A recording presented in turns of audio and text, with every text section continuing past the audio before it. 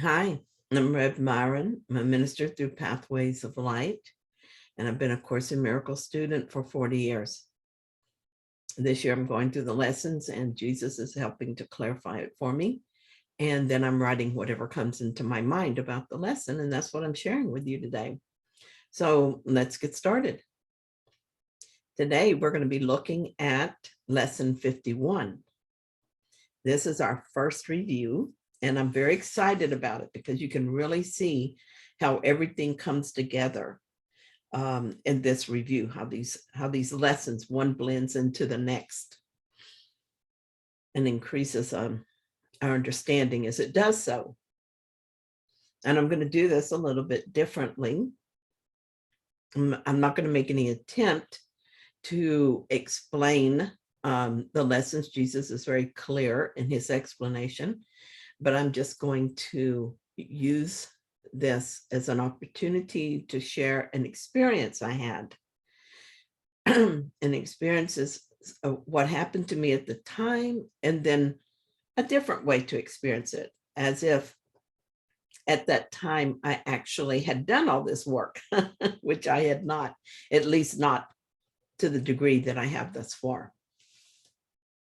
So we're going to see two ways to approach a problem. So about 15 years ago, when my son was in college, he hurt his back and it never healed. He went through many years of intense chronic pain. At one point, he had surgery, which was incredibly painful.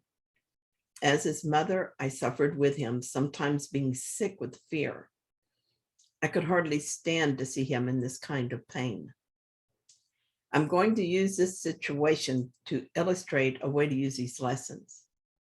I couldn't do this at the time, but consistent practice has changed the way I respond to the world. So the review for today covers the following ideas. Paragraph 1, nothing I see means anything.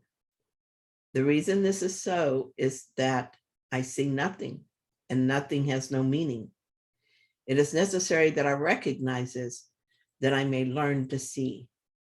What I think I see now is taking the place of vision. I must let it go by realizing it has no meaning, so that vision can take its place. So when I was in the hospital with my son, I would see him laying in the hospital bed, his face drawn and white with the pain. I would have given anything to change this. I was heartsick as I watched his suffering. It's very real to me. And so a different way to experience it. But I know that what I am seeing is not there. I'm seeing an ancient memory long over. I choose to use this situation to let go of the belief in pain and suffering. We are not, in reality, bodies in a hellish world. As vision takes a place of what I saw, peace flows through me and envelops my son. See, that's a much better way to see this than the way it was for me in the beginning. So paragraph 2, I have given what I see all the meaning it has for me. I have judged everything I look upon, and it is this and only this I see. This is not vision. It is merely an illusion of reality, because my judgments have been made quite apart from reality. I am willing to recognize the lack of validity in my judgments because I want to see. My judgments have hurt me, and I do not want to see according to them. So in the hospital with my son, when I first saw his pain, I judged the situation and everyone involved. I judged the doctor for not ordering enough pain medication. I judged the nurses for not doing something about this. I judged the situation as a cause of my heartache for my son. Now, a different way to experience it. I remembered that I have given what I see all the meaning it has for me, and I changed my mind. We're each experiencing the script we chose, and no one is at fault for this. If I feel distressed, it is because of my interpretation of the situation as something that should not be happening. Nothing outside my mind is responsible for my experience or the way I choose to react to it. In this way, I am not judging. I am in acceptance. Paragraph 3. I do not understand anything I see. How could I understand what I see when I've judged it amiss? What I see is a projection of my own errors of thought. I do not understand what I see because it's not understandable. There is no sense in trying to understand it, but there is every reason to let it go and make room for what can be seen and understood and loved. I can change what I see now for this merely by being willing to do so. Is not this a better choice than the one I made before? It seems like back in the hospital room, it seems like I understand what I see in this hospital room. My son suffers and someone is to blame. What if something went wrong with his surgery? What if he never recovers and is worse off than before? Why is this happening? What can I do? A different way to experience it. I cannot make sense of the senseless. Why would I try to understand what is only an illusion? A memory of a past so ancient, I cannot remember why it was chosen. What I can do is accept this as it is, embrace it, and envelop everyone involved in the love of God. I remember there is nothing to fear. Paragraph 4. These thoughts do not mean anything. The thoughts of which I'm aware do not mean anything because I'm trying to think without God. What I call my thoughts are not my real thoughts.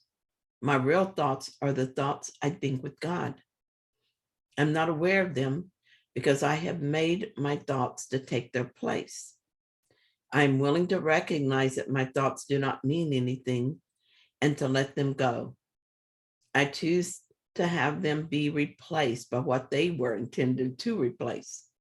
My thoughts are meaningless, but all creation lies in the thoughts I think with God. As I watch my sweet son struggling with his physical pain, my mind is filled with thoughts. It is chaotic, as many of the thoughts conflict with each other. Also, there are attack thoughts which cause me to lose my peace. I believe these thoughts and think of them as my thoughts.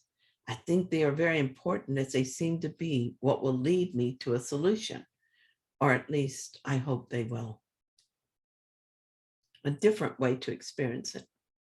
These thoughts do not mean anything, even if they seem to do so. There are reasons they seem meaningful to me. For one thing, they seem to interpret the world for me, but really they only justify my decisions about what to believe. In truth, they are meaningless because they're not my real thoughts. My real thoughts are the thoughts I think with God, and these thoughts are peaceful and loving. When I'm in my right mind, it's easy to see that our lives are not at random and that we're always exactly where we need to be. Even when that place is not comfortable, there is purpose. Every experience can help us to awaken if that is a choice we make. We don't need to learn our lessons through pain, but we often do.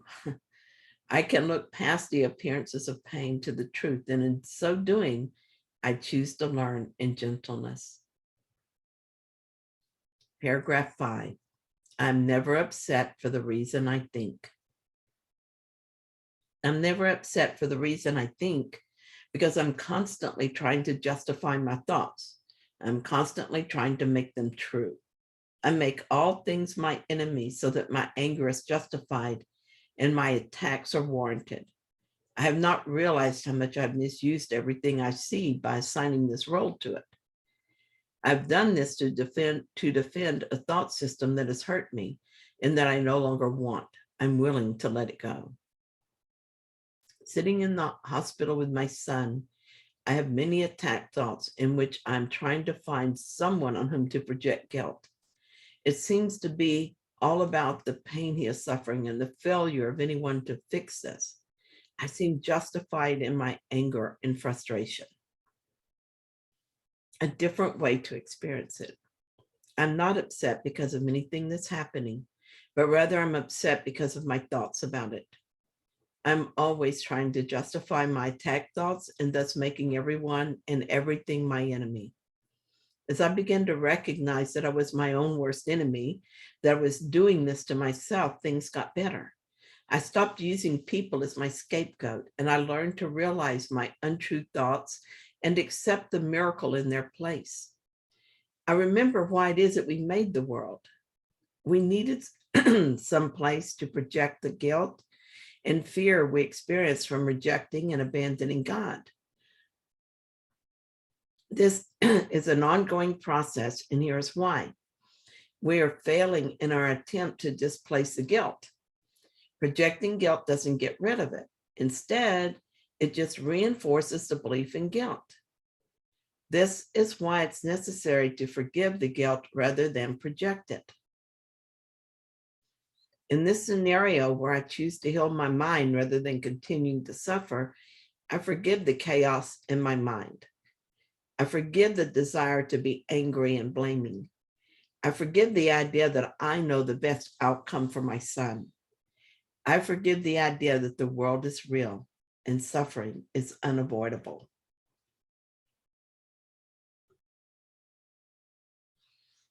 So what I'm learning from these lessons, one thing that is very clear to me is that we cannot follow both the ego and the Holy Spirit. Their goals are completely different. The ego is always trying to keep the story going. That's why its aim is to seek and not find. It is always guiding us to find new and different ways to fix the effect and to ignore the cause. On the other hand, the Holy Spirit's goal is peace through forgiveness. So he is always teaching us to use the effect to show us the cause. In correcting the cause, which is always a belief, the effect naturally changes. I have learned that it is a relief to accept that I don't understand anything here. Actually, there's no reason for me to try because it is not understandable. I've tried to gain understanding by giving meaning to the meaningless. This has never worked, and I'm done with that. I've learned to relax around the upsets. I know that however they seem to be about the outside world, they are actually about my inner world. I am never upset for the reason I think because I don't even know my own thoughts. Instead, I've covered my thoughts with these senseless ideas made as a defense against God. Instead of going deeper down this rabbit hole, I have ceased my struggling.